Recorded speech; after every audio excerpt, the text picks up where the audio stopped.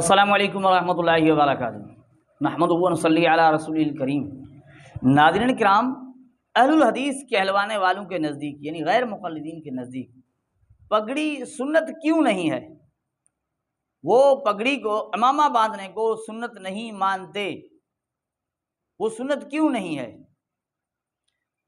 اس کی وجہ جان کر یقیناً آپ حیران رہ جائیں گے، اور آپ بھی سوچیں گے تو آپ کو بھی اور کوئی وجہ نظر نہیں آئے گی۔ وجہ وہی ہے جو ہم آپ کو بتانے والے ہیں انشاءاللہ۔ لیکن ہم آپ کو اس پگڑی کے مسئلے میں، آپ دیکھیں پگڑی علماء سروں پر باندھتے ہیں، نیک لوگ بزرگان دین سر پر پگڑی باندھا کرتے ہیں، اور جو دین سے زیادہ متعلقہ لوگ ہیں انہیں ہم نے دیکھا کہ وہ زیادہ تر پگڑی باندھتے ہیں۔ لیکن آج ہم آپ کو عجیب چیز بتانے والے ہیں۔ شیخ توصیف الرحمان سے سن لیجئے کہ وہ پگڑی کے متعلق کیا کہتے ہیں۔ پیارے بھائی نے سوال کیا ہے کہ سر پہ ٹوپی رکھنا، امامہ باندھنا، یہ کیا ہے؟ تو سر پہ امامہ باندھنا رسول اللہ صلی اللہ علیہ وسلم کی سنت ہے۔ صحیح مسلم میں ہے کہ اللہ کے نبی علیہ الصلاۃ والسلام نے مکہ جب فتح کیا، آپ مکہ میں داخل ہو رہے تھے، آپ کے سر پر سیاہ رنگ کا امامہ تھا۔ دوسری حدیث میں ہے رسول اللہ صلی اللہ علیہ وسلم عید الفطر کا خطبہ ارشاد فرما رہے تھے اور آپ کے سر پہ سیاہ رنگ کا امامہ تھا۔ تو امامہ باندھنا، جس کو ہم اپنی زبان میں پگڑی کہتے ہیں، یہ سنت رسول صلی اللہ علیہ وسلم ہے، ثابت ہے۔ لیکن شیخ توصیف الرحمان نے جو کہا کہ پگڑی سنت ہے، میرے خیال میں شیخ توصیف الرحمان بھول رہے ہیں، ان سے بھول ہو چکی ہے۔ بھول میں کبھی بات نکل جاتی ہے نا، بھول چکے ہیں۔ اللہ کے رسول سے ثابت ہے، سنت ہے، یہ کہہ رہے ہیں نا۔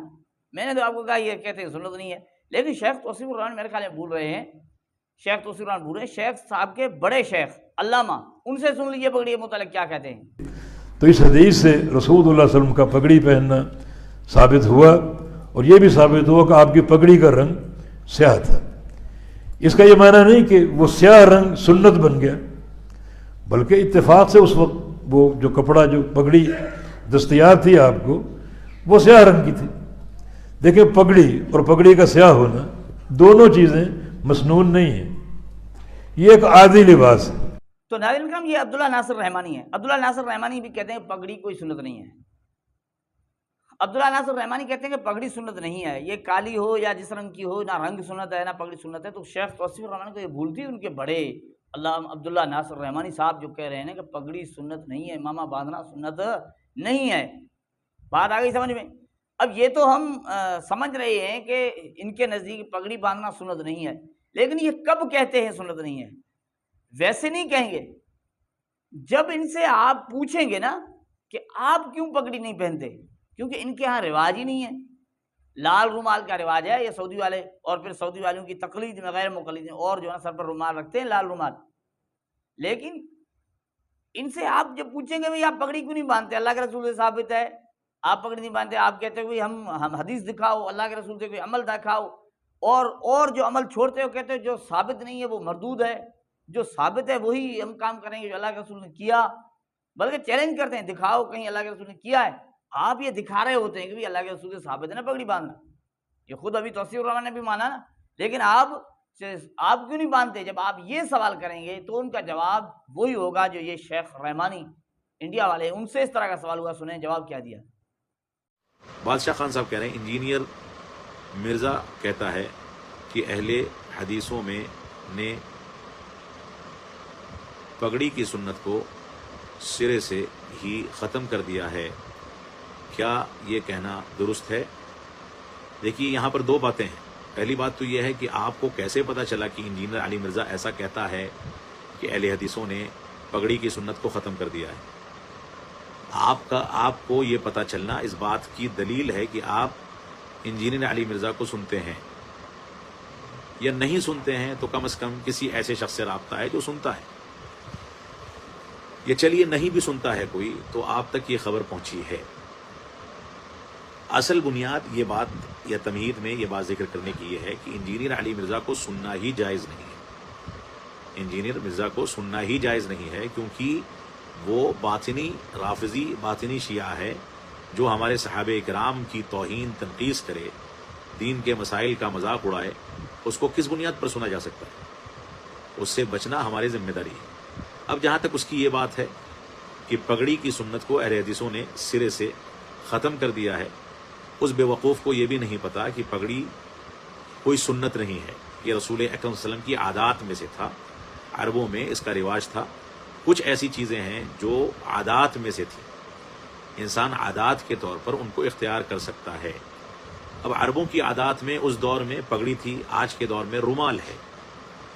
ہندوستان کے اندر بہت سے علاقوں میں ابھی بھی عادات میں پگڑی ہے، اور بہت سے علاقوں میں ٹوپی ہے، بہت سے علاقوں میں ٹوپی بھی نہیں ہے۔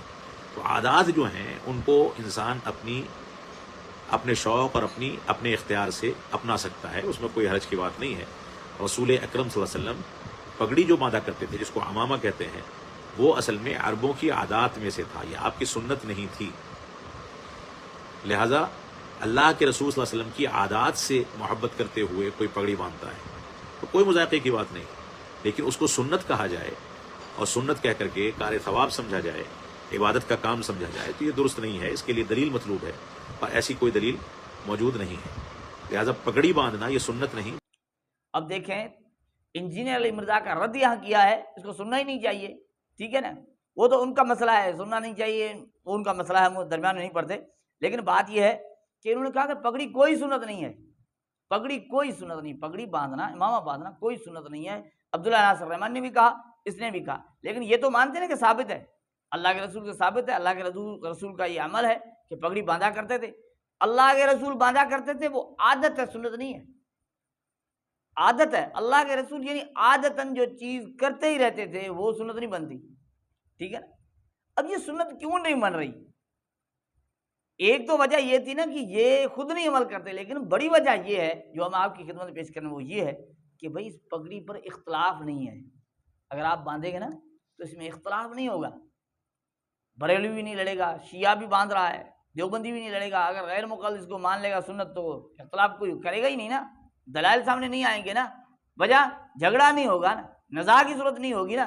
یہاں ان کا کام ہے امت کو لڑانا جھگڑانا، ان چیزوں کو پکڑیں گے، ان کو سنت کہیں گے، ان پر زور دیں گے، ان پر دلائل پیش کریں گے جس میں امت میں اختلاف ہو، ائمہ میں اختلاف ہو، بڑے بڑے علماء دین کے اندر اختلاف ہو، تاکہ لوگوں میں جھگڑا پیدا ہو اور انتشار پیدا ہو، لڑائیاں ہوں، نفرتیں پیدا ہوں، مسلمان آپس میں لڑیں، وہ چیز یہاں پائی نہیں جاتی، تو پھر اس کو سنت کہنے سے کیا فائدہ؟ سرے سے انکار کر دیا کہ سنت ہے ہی نہیں۔ ویسے سارا دن کہتے ہیں کہ اللہ کے رسول کا ہر عمل سنت ہے، لیکن یہاں سنت ماننے سے انکار کر دیا۔ ناظرین، اس سے زیادہ حقیقت کیا ہوگی غیر مقلدین کی اس انداز کی کہ مسلمانوں کو یہ لڑاتے اور جھگڑاتے ہیں۔ اللہ جل جلالہ ہمیں ان کی حقیقت کو سمجھنے کی توفیق عطا فرمائے۔ السلام علیکم ورحمۃ اللہ وبرکاتہ۔ یہ ہے حقیقت۔